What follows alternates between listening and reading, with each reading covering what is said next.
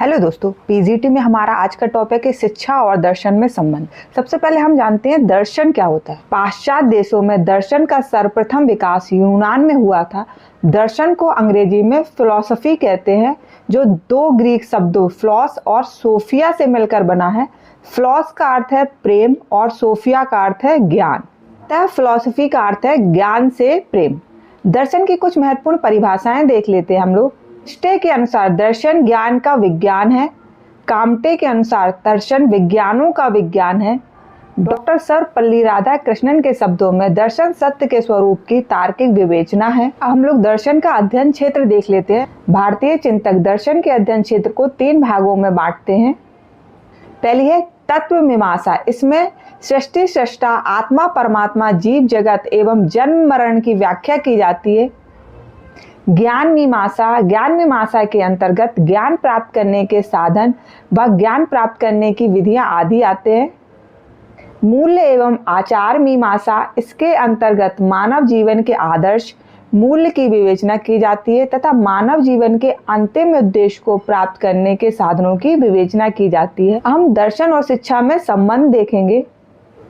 दर्शन और शिक्षा में संबंध जानने के लिए हमें सबसे पहले जानना होगा कि दर्शन का शिक्षा पर क्या प्रभाव पड़ता है और शिक्षा का दर्शन पर क्या प्रभाव पड़ता है। सबसे पहले दर्शन का शिक्षा पर प्रभाव। दर्शन और शिक्षा का संप्रत्य। दर्शन शिक्षा के स्वरूप की व्याख्या करता है। दर्शन और शिक्षा के उद्देश्य। दर्शन की तत्व मीमांसा के आधार पर मानव जीवन के उद्देश्य निश्चित होते हैं, जिन्हें शिक्षा द्वारा प्राप्त किया जाता है। दर्शन और शिक्षा की पाठ्यचर्या।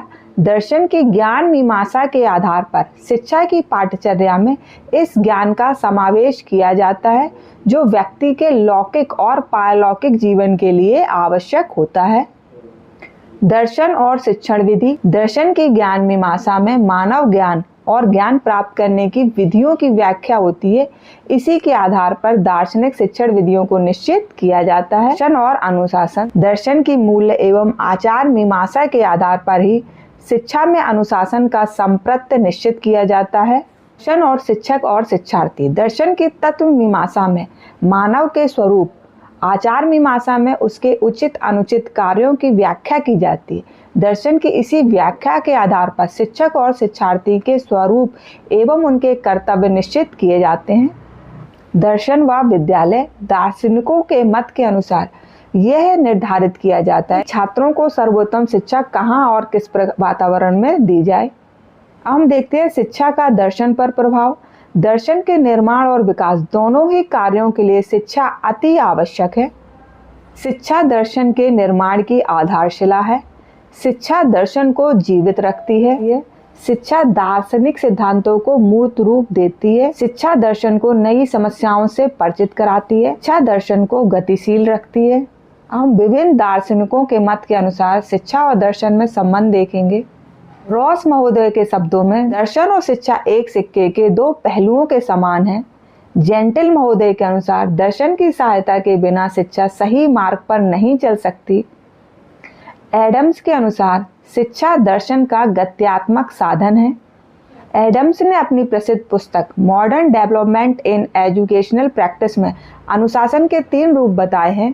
पहला है दमनात्मक अनुशासन, प्रभावात्मक अनुशासन जो आदर्शवादी दर्शन पर आधारित है, मुक्तयात्मक अनुशासन जो प्रकृतिवादी दर्शन पर आधारित है। हम शिक्षा और दर्शन के अर्थ को जान लेते हैं। दर्शन का वह भाग जिसमें शिक्षा की समस्याओं का अध्ययन किया जाता है और उन समस्याओं का हल निकाला जाता है, शिक्षा दर्शन कहलाता है।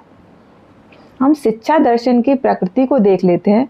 दर्शन शास्त्र और शिक्षा शास्त्र का संयुक्त रूप शिक्षा दर्शन है। यह एक अंतर अनुशासन है। यह एक तर्क प्रधान शास्त्र है। यह व्यक्तिनिष्ठ शास्त्र है। यह किसी भी शैक्षिक समस्या के संभावित समाधान को खोजता है। यह एक निर्देशात्मक शास्त्र है।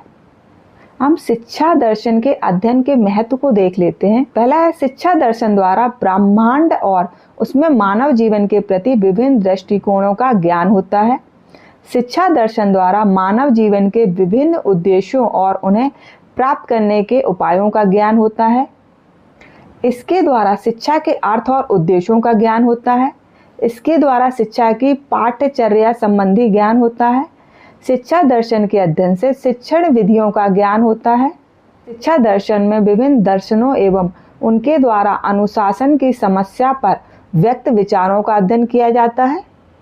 शिक्षा दर्शन के अध्ययन से शिक्षक और शिक्षार्थियों के महत्व और कार्यों का ज्ञान प्राप्त होता है। शिक्षा दर्शन के अध्ययन द्वारा विद्यालयों के स्वरूप एवं कर्तव्यों का ज्ञान प्राप्त होता है। आज हमने शिक्षा और दर्शन के संबंध को पढ़ा।